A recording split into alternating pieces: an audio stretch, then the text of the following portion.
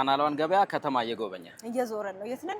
4 ኪሎ 4 ኪሎ ደርሰናል። በነገርሽ ላይ ከተማና ገቢ በጣም የሚያያዝ ነገር አላቸው።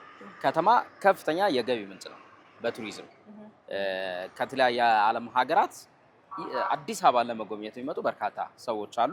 እነርሱ ሲመጡ ደግሞ ባዶ እጃቸውን አይመጡም። ገቢ ነው የነሱ ገቢ ነው። ገቢና ገበያ ደግሞ ተመጋጋቢ ነው። ይመጋገባሉ። እውነት ነው። ቻናሏን ገበያ ይገናኛል ለማለት ነው። ይኸውላ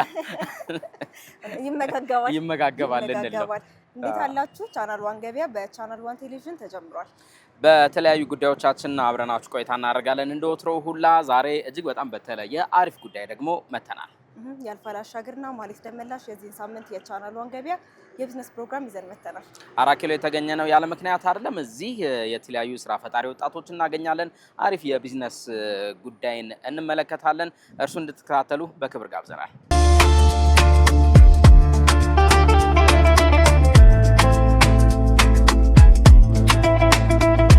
እንኳን ደህና መጣችሁ። እንኳን ደህና ቆያችሁ። ቀደምክ እንዴት ነሽ? እግዚአብሔር ይመስገን። እንኳን ደህና መጣችሁ። ብዙ ምግቦችን እያየን ነውና ወደ ምግቡ ከመሄዳችን በፊት እስቲ ራስሽን አስተዋውቂኝ። እሺ፣ እኔ ክብር ንጋቱ እባላለሁ። የመሃዛ ኢቨንትስ መስራቾች መካከል አንዷ ነኝ። ምንድን ነው ያለው? እስኪ የፉድ ባዛር ነው ያለን።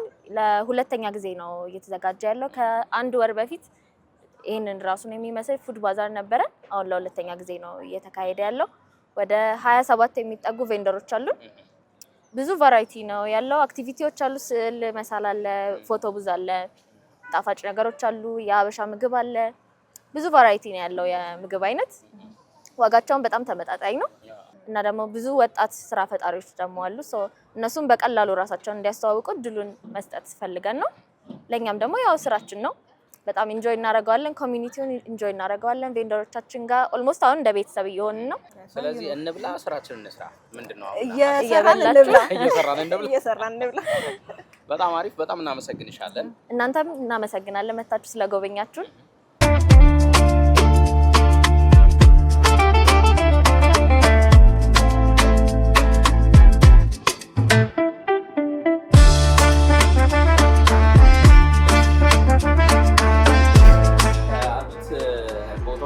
ሾርት ኬክ የሚል አይቻለሁ። እንዴት ነው ነገሩ? እስኪ ምን አላችሁ? ብናይ ብናይ ጥሩ ነው። እግዚአብሔር ይመስገን። እንዴት ናችሁ? እሺ፣ አስታውቂ። እኔ መክሊት እንግዳ ነኝ፣ ኦነር ነኝ እና የምንሰራው ኬክ እና ኩኪስ ናቸው። ኬኮቹ ይሄ ኦፔራ ነው፣ ሚልፎኒም አለን። ከዛ ደብል ቾክሌት ቺፕ ደግሞ የጾምም አለ፣ የፍስክም ደግሞ አለ። ስትጀምሪ እንደው ምን ያህል በጀት መደብሽለት ላይ ስራ? 150 ብዬ ነው የደመደብኩለት። ስለዚህ አዋጥቶሻል አላዋጣሽም? እንደው ሀቁት አይ አዋጥቶኛል። ደህና ነው። አዋጥቶሻል። አሪፍ፣ በርቺ።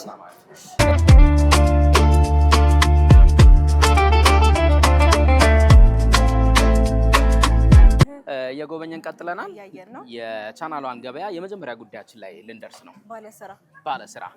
ባለስራ ሰዓታችን በተለይም ደግሞ 60 ዓመታትን በስራ ያሳለፈ አንድ ኩባንያን ልንቃኝ ነው። ኮሜርሻል ኖሚኒስ ባሳለፍነው ሳምንት ትልቅ ኢቨንት አዘጋጅቶ ነበረ። ለተለያዩ አገልግሎቶች የሚውሉ የማሰልጠኛ ተቋማት ለማሰልጠን የሚውሉ ህንፃዎችን አስመርቋል። ኮሜርሻል ኖሚኒስ እንግዲህ አንጋፋ ነው። 60 ዓመታትን ነው ያስቆጠረው። በእነዚህ 60 ዓመታት ውስጥ ደግሞ የተለያዩ ስራዎችን ሲሰራ ቆይቷል። በተለይም ደግሞ ስራና ሰራተኛን በማገናኘት ረገድ ስራ ሰሪው አለ፣ ከዛ ስራ ፈላጊው አለ። እሱን በማገናኘት ረገድ ብዙ ስራዎችን ሰርቷል። እንደው ይሄ የ60 ዓመት መንገዱ ምን ይመስላል የሚለውን እንቃኛለን። እሱን እንቃኛለን። አሁንም ደግሞ ያስመረቀው ማዕከሉ ምን አይነት አገልግሎት እንደሚሰጥ የሚያስጎበኙ ይሆናል። የኮሜርሻል ኖሚኒስ ዋና ስራ አስፈጻሚ ከሳቸው ጋር ቆይታ አድርገናል።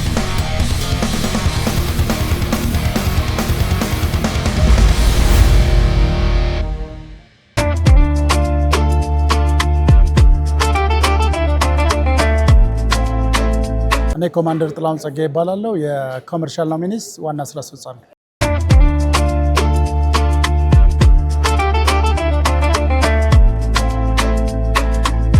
ህንፃ እንገዛለን፣ እንሸጣለን፣ እናስተዳድራለን።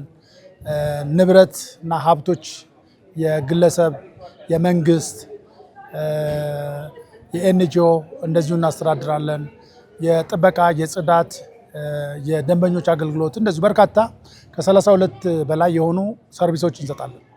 13 አይነት ፕሮዳክቶች አሉ። በሁሉም ፕሮዳክቶቻችን ስኬታማ ነው። ይሄ ለስኬታማነታችን ደግሞ ምስክር የሚሆኑት ደንበኞቻችን ናቸው።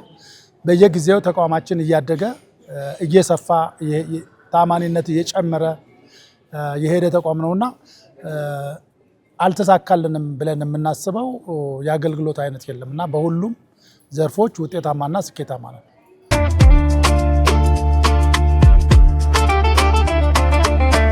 በሁሉም የአገልግሎት አይነቶቻችን ውጤታማ ነን። በሁሉም የሀገሪቱ ክልሎች 32 ቅርንጫፎች አሉ። 32 ስራ ቅርንጫፎች ላይ ሰራተኞች አሉ። በሁሉም የሀገሪቱ ክልሎች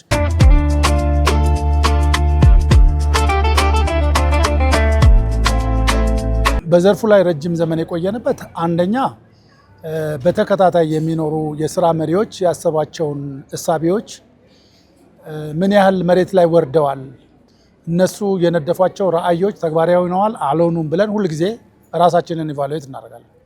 ሁለተኛ የደንበኛ ፊድባክ እንቀበላለን። ደንበኞቻችን ስለ አገልግሎታችን፣ ስለ ሰራተኞቻችን አጠቃላይ የሚሰጡንን ፊድባክ እንወስዳለን። ሶስተኛ ከሰራተኞቻችን ከማናጅመንት እና ከደንበኛ ከአጋሮቻችን ጋር ሁልጊዜ የምክክር መድረኮች አሉ። ስለዚህ ከእያንዳንዱ ስህተቶቻችን እና ክፍተቶቻችን እንማራለን። ለርኒንግ ነው ማለት ነው ኦርጋናይዜሽን እና እነዚህ ውጤታማና ስኬታማ እንድንሆን ያደረጉን ነገሮች ናቸው። ሌላ ሁልጊዜም የካምፓኒያችንን የስራ አፈጻጸምና የካምፓኒ የጤንነት ሁኔታ በየ3-4 ዓመቱ አሰስመንት እናሰራለን። የሰው ጤናውን ቼክ አፕ እንደሚያደርገው የተቋሙ ውጤታማነት፣ የተቋሙ ስትራቴጂ፣ የተቋሙ ፕላኖች በየጊዜው ውጤታማነታቸው ይገመገማሉ። የካምፓኒው ጋፖች ይለያሉ። እነዛን ሁል ጊዜ ለመሙላት ጥረት ይደረጋልና እነዚህ ለውጤታማነት ያገዙ ናቸው ማለት ነው።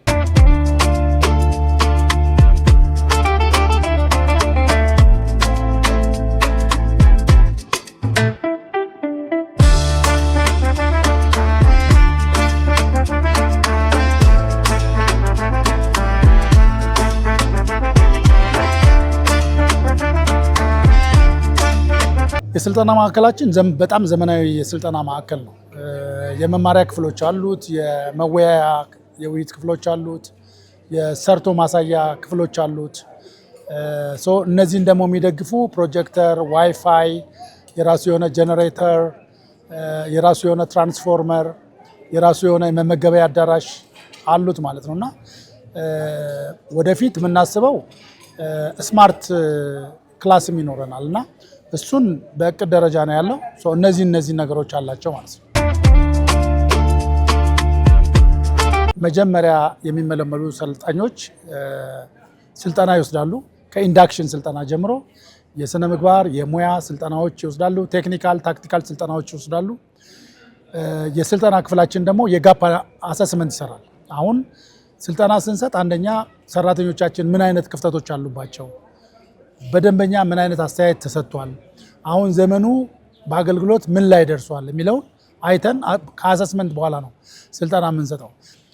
በስልጠና ወቅት ሁል ጊዜም ስለ ስልጠናው ሰራተኞች ምን ቅድመ እውቀት አላቸው የሚባለው እንደዚሁ አሰስ ይደረጋል። ከስልጠና በኋላም አሰስ ይደረጋል። በኋላ ደግሞ ሰልጣኞቹ ወደ ስራቸው ተመልሰው ምን ያህል ውጤታማ ሆኑ፣ ምን ያህል አልሆኑም የሚለውን እያንዳንዱ ለምሳሌ ማናጀር ሊሆን ይችላል፣ ስራ አስኪያጆች፣ ሱፐርቫይዘሮች፣ ሲኒዮሮች፣ ዳይሬክተሮች፣ የብራንች ኮኦርዲኔተርስ አሰስመንት ይሰራሉ ማለት ነውና የስልጠና ውጤታማነት የሚለካው በደንበኛው ላይ በሚፈጠረው እርካታ በምንሰጣቸው አገልግሎቶች ናቸውና አገልግሎት ላይ ምን ያህል መሻሻሎች ተደርገዋል የሚለውን እናያለን ማለት ነው። ከአገር ውጭ የስራ ስምሪት ላይ መሰማራት ፍላጎት አለ። ከሀገር ውጭ የሚወጡ ዜጎች እውቀት ያላቸው ክህሎት ያላቸው ሀገራቸውን በስነ ምግባር የሚያስጠሩ ሰራተኞች እንዲፈጠሩና በተለይ በዚህ ረገድ ያለውን ክፍተት መሙላት እንፈልጋለን። ለራሳችንም ለሌሎችም ይህን ስልጠና እንሰጣለን ማለት ነው። የስልጠና ማዕከሉ የእኛ ስልጠና በማይኖርበት ጊዜ ፍላጎት ላላቸው ለመንግስት፣ ለግል መንግስታዊ ላልሆኑ ተቋማት እና ለሌሎችም ቢሆን እናከራያለን።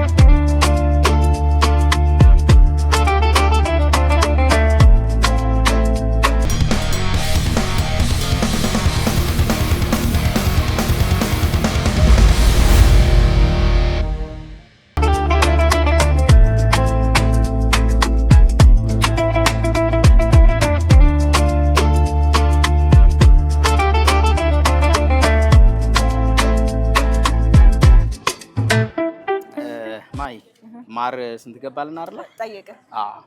ስንት ገባ ስንል ያው በቻናሏን ገበያችን የሚጠበቅ ጉዳይ አለ። ስንት ገባ? በዚህ ሳምንት ምንድን ነው ያዘጋጀነው? በቅርቡ ምርቃትም አለ አይደል? አንቺ በተለይ ለመረጃው ቅርብ ነሽ። ምርቃት አለ፣ የተማሪዎች ምርቃት አለ። የሰርጉም ጉዳይ አላበቃም ገና። ፎርማል የሆነ አለባበስ የሚጠበቅባቸው ሰራተኞች አሉና ከእነሱ ጋር ተያይዞ አሳሳቢ ጉዳይ ሱፍ ነው። የሱፍ ዋጋ እንግዲህ ስንት እንደሆነ ለማወቅ በጣም ብዙ ዳሰሳ የሚያደርጉ ሰዎች አሉ። ይህንን በግንዛቤ ውስጥ በማስገባት ቻናሏን ገበያ የሱፍ አቅርቦትን ስንት ነው ብሎ ጠይቋል። ስለዚህ ሱፍ ብቻውን ሳይሆን ሸሚዙም፣ ከረባቱ፣ ጫማው ሙሉ እንደው ዝንጥ እንበል ካሉ ስንት ማውጣት ይጠበቅባቸዋል የሚለውን በስንት ገባ ሰዓታችን እንነግራችኋለን። ቻናሏን ገበያ ይቀጥላል። አብራችሁን ቆዩ።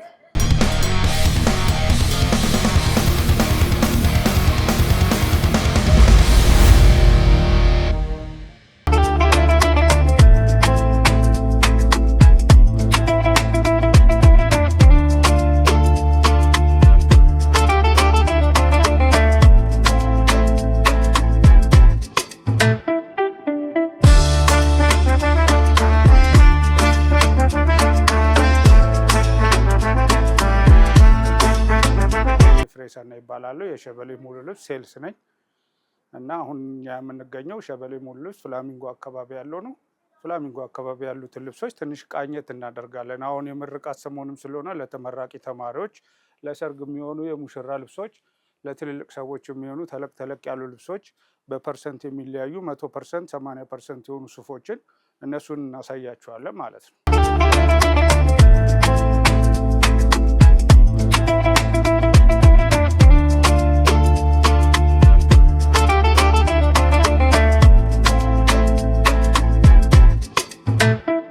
እኛ ጋር ከፍተኛ የምንለው እስከ 45,000 ብር የምንሸጣቸው 100% ውል የሆኑ ከቱርክ የምናስመጣቸውና ከጣሊያን የምናስመጣቸው ልብሶች ናቸው።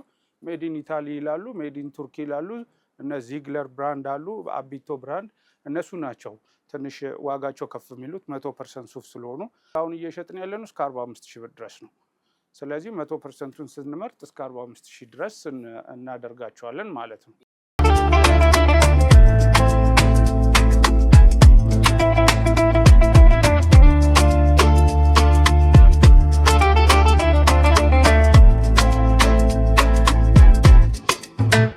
ከሱ መለስ የሚሉት ኖርማል 80% ልሙጥ ልብሶች አሉን። በብሉ ብላክ አለን፣ በጥቁር አለን። እነሱ ደግሞ 80% ውል ስለሆኑ እነሱም የጥራት ልዩነት የላቸውም። ኳሊቲያቸው ዘቤስት ነው። ምክንያቱም ሱቅ ይዘህ አንድ ነገር ስትሰራ ታርጋ አለህ ማለት ነው። ሰው ኮምፕሌን ለማድረግ አንተ ጋር ይመጣል። ስለዚህ ጥራት ያለው ነገር ይዘን ነው የምንገኘው። እሱ ጥራት ያለውን ነገር ደግሞ ስናቀርብ ለከስተመር ደስ ብሎት የሚፈልገውን እንዲገበያይ ለማድረግ ስለሆነ 80% የሆኑትን ደግሞ እስከ 30,000 ብር እስከ 25,000 ብር ድረስ እንሸጣቸዋለን ማለት ነው።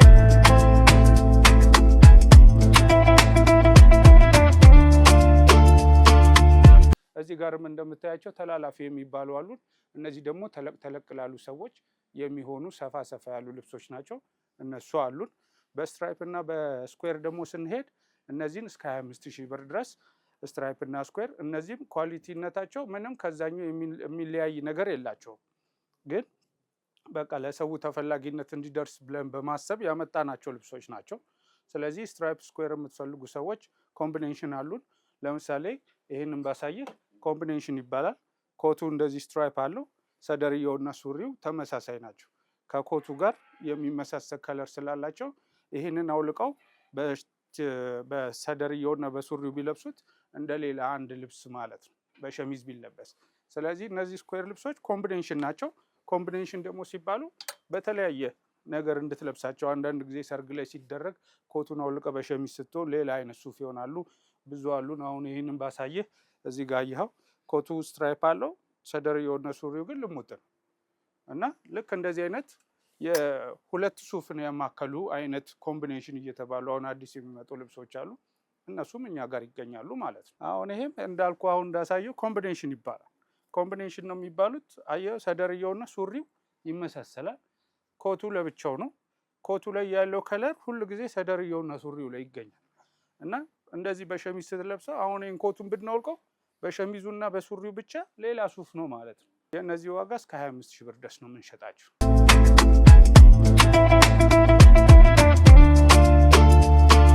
ሸሚዞቹ ስንሄድ ሸሚዞቹ እኛ ከቱርክ የምናስመጣቸው ናቸው። ኳሊቲ ስታንዳርድ ያላቸው እነሱንም እኛ ጋር በተመጣጣኝ ዋጋ እስከ 4000 ብር ድረስ ማግኘት ይቻላል።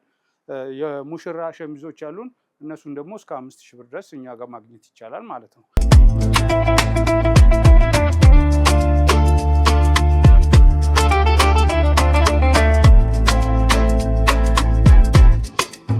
እኛ ጋር አሁን በጫማ ስንመጣ የሀገር ውስጥ ጫማ አለን፣ የጣሊያን አለን፣ የቱርክ አለን ማለት ነው። እነዚህ አሁን እዚህ ጋር የምትመለከታቸው መልካቸው የሚያምር የሀገራችን ምርት የሆኑ ጫማዎች ናቸው ማለት ነው። እነዚህ የሀገራችን ምርት የሆኑ ጫማዎች እኛ ጋር በ5000 ብር መተው ማግኘት ይችላሉ ማለት ነው።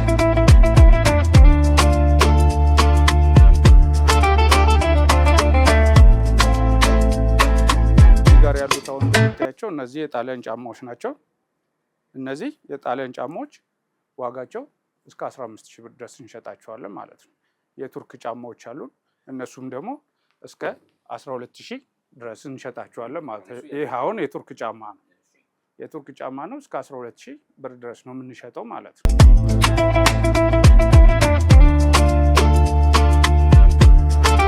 ከረባቶች እዚህ ጋር እንደምታያቸው በአይነት ተቀምጠዋል። እነሱን ከረባቶቹን እነዚህን የመሳሰሉ ከረባቶች ቆንጆ ቆንጆ ጥራት ያላቸው ከቱርክ የምናስመጣቸው ከረባቶች አሉን ማለት ነው። ቅድም እንዳሳየው ረጃጅም ከረባት ብቻ አይደለም ያሉት፣ አጫጭር ከረባቶች አሁን እንደዚህ በተርፍላዮች አንዳንድ ጊዜ ሚዜዎች ያደርጋሉ። ከረባት 2000 ብር ነው፣ ረጅሙም አጭሩም ማለት ነው።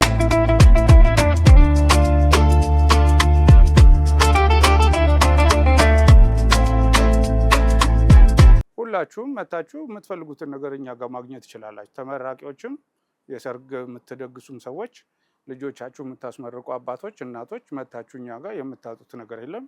መታችሁ ጎብኙን። እናመሰግናለን።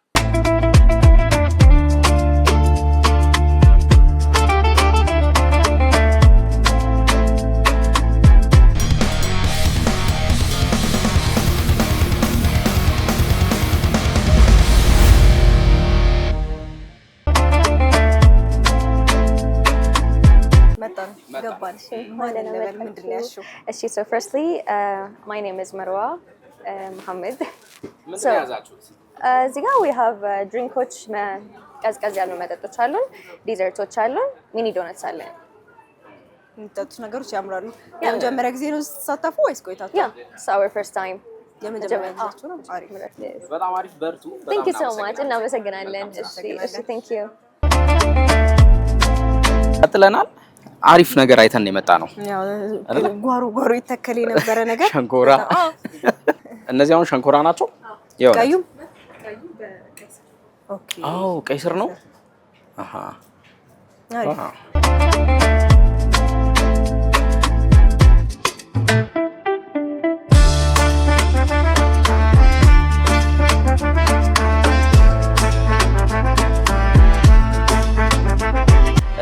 የሸንኮራን ጉዳይ ካነሳን አይቀር አንዳንዴ በእጃችን ያሉ ነገሮችን አጠገባችን የሚገኙ ነገሮችን ወደ ቢዝነስ ሀሳብ ቀይሮ የገቢ ማግኛ ማድረግ የስራ ፈጠራ የሚበረታታበት አንዱ ነገር ነውና በተረጋጋሚ ይሄን ጉዳይ በቢዝነስ ሰዓታችን እናነሳለን። አዎ በተለይ ጀማሪ የሆኑ ወጣቶች ዙሪያችን ላይ አጠገባችን ላይ ባሉ ነገሮች በትንሽ ነገር ተነስተው ገንዘብ መስራት ከዛም ማስፋፋት በሚለው በጣም ከምንሸፍናቸው ጉዳዮች መካከል አንደኛው ነው። ዛሬ ደግሞ ወዴት ሄድን? ዛሬ በጀማሪዎቹ ሰዓታችን ሸንኮራን አነሳን አይደል? የሚጠጣውን የሚበላውን ጭኮ ደግሞ እናንሳ። ጭኮ ከቤቷ ሆና የጭኮ ምርቶችን በስፋት የምትሰራ የምታከፋፍል ወጣት ጋር ጀማሪ ብለን ቆይታ አድርገናል። እሱን ተከታተሉ። ቻናሏን ገበያ ይቀጥላል። አብራችሁን ቆዩ።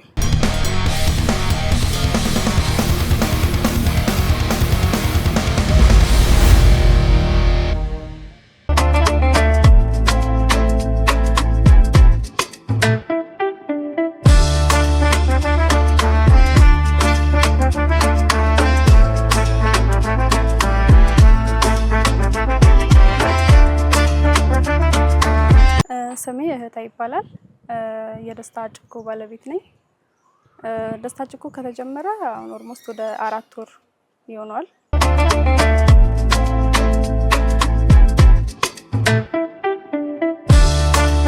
ስራችንን ስንጀምር ከ30,000 እስከ 40,000 በሚገመት ብር ነው የጀመርነው።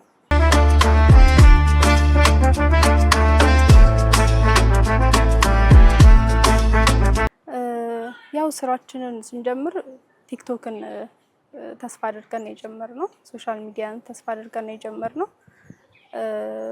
ትንሽ አድካሚ ነበረ፣ ሰው ጋር ተደራሽ ለማድረግ ትንሽ አድካሚ ነበረ። ያ ነገር ትንሽ ከብዶናል። አሁን ግን አሪፍ እየሄደልን ነው። አሁንም ያለበት ሁኔታ በጣም ደስ ይላል። ሰው ወዶት እያዘዘን እየወሰደ ይገኛል። አንዴ ብቻ አይደለም፣ በተደጋጋሚ ብዙ ሰው እያዘዘን እያበረታታን ይገኛል። አሁን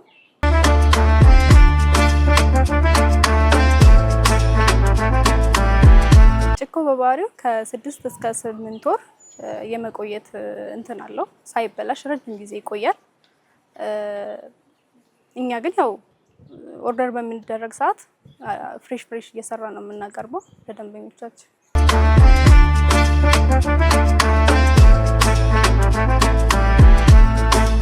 የምንጠቀምበት መንገድ ሶሻል ሚዲያ ነው።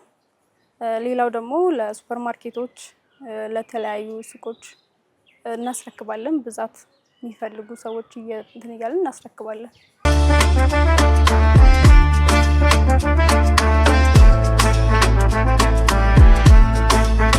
ወደ ውጭ ሀገር መላክ አሁን ጀምረናል። ሶሻል ሚዲያ ላይ እያዩ እየደወሉልን እያዘዙ ሰዎች አሉ።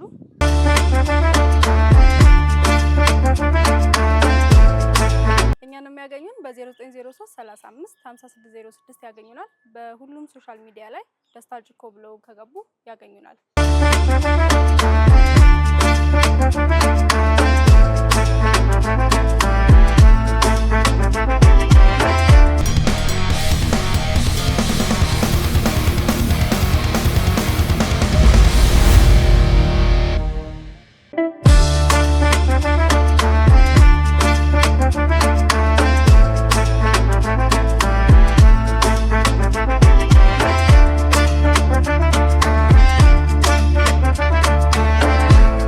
እሺ የት ነው የምንገኘው? ፉድ ባዛር 4 ኪሎ ነው ያለነው። ቻናል ዋን ገበያ ቢዝነስ ፕሮግራማችን እንደቀጠለ ነው። እንቀጥላለን። የመረጃ ሰዓታችን ላይ ደርሰናል። በመረጃ ሰዓታችን ምን እስኪ እናጋራቸው። ከሰሞኑ የተለያዩ ጉዳዮች እየተሰሙ ነው። በተለይም ደግሞ የዓለም ባንክ IMF ከኢትዮጵያ የገንዘብ ጉዳይ ጋር ተያይዞ የብድር ጉዳይ ጋር ተያይዞ አንድ አዲስ መረጃ አውጥቷል። እሱን እንመለከታለን። ከዛ ውጭም እንግዲህ በኢትዮጵያም በአፍሪካም በዓለም አቀፍ ደረጃም የተከናወኑ ሁነቶችን መረጃ እናጋራቸዋለን። እሱን እንከታተል፣ ተመልሰን እንመጣለን።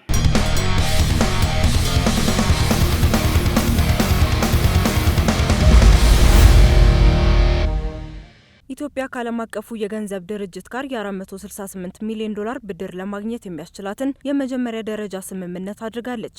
ይህ ስምምነት ተቋሙ ለሀገሪቱ የሀገር በቀል ኢኮኖሚ ሪፎርም ድጋፍ ካቀደው የ4 ዓመት የ3.4 ቢሊዮን ዶላር የተራዘመ የብድር ፕሮግራም አካል ነው። ስምምነቱ በመጪዎቹ ሳምንታት በIMF አስተዳደርና የስራ አስፈጻሚ ቦርድ ይጸድቃል ተብሎ ይጠበቃል። ይህ የ468 ሚሊዮን ዶላር ክፍያ ለኢትዮጵያ ሲለቀቅ በዚሁ ፕሮግራም ስር ለሀገሪቱ የተሰጠው አጠቃላይ የገንዘብ ድጋፍ 2.65 ቢሊዮን ዶላር ይደርሳል።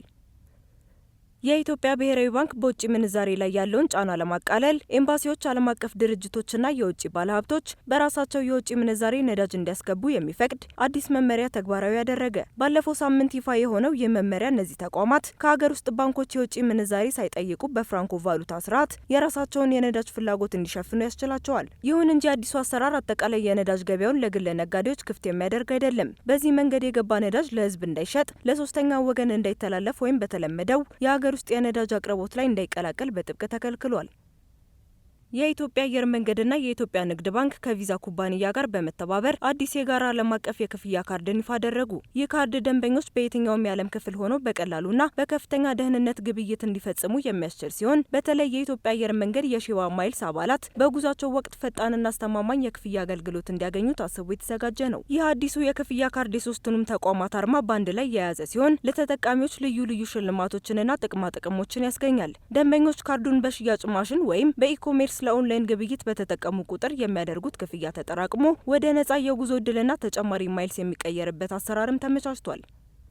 የናይጄሪያው ዩናይትድ ካፒታል በኢትዮጵያ የመጀመሪያውን የውጭ ኢንቨስትመንት ባንክ ፍቃድ አገኘ። ይህ ስምምነት በዩናይትድ ካፒታል ፋይናንሻል ሰርቪስ አማካኝነት በኢትዮጵያ የተመዘገበ የመጀመሪያው የውጭ ኩባንያ አድርጎታል። ተቋሙ ወደ ስራ የገባው የ1.5 ሚሊዮን ዶላር መነሻ ካፒታል በመያዝ ሲሆን በሁለተኛ የገንዘብ ገበያ ህግ መሰረት ኢንቨስት የማድረግ ሙሉ መብትም አግኝቷል። ይህ እርምጃ ለኢትዮጵያ የድርሻ ገበያ አዲስ ምዕራፍ የከፈተ ሲሆን ለሀገር ውስጥ ኩባንያዎች ከተለመደው የባንክ ብድር ውጪ አዳዲስ የፋይናንስ ምንጮችን ለመፍጠር ያግዛል። የ24 ዓመት እድሜ ያለው ይህ ተቋም ከናይጄሪያ በተጨማሪ በደቡብ አፍሪካና ሩዋንዳ የካፒታል ገበያዎች የሚሰራ ሲሆን በጠቅላላው በአህጉሪቱ ከ23 በላይ ሀገራት ውስጥ በተለያየ መንገድ ይንቀሳቀሳል።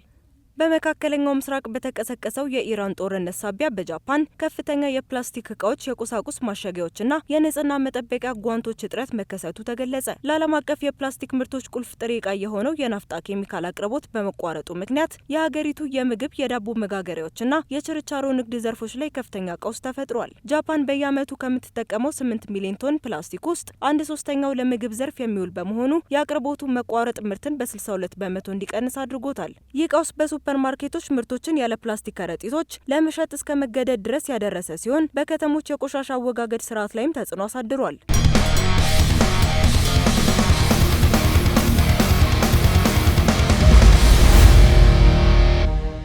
አየን አይደል? እስካሁን ይሄን ሁሉ ነገር ጎበኛል። የመጨረሻው ፎቶ ቡዝ ማስታወሻ ግድ ነው።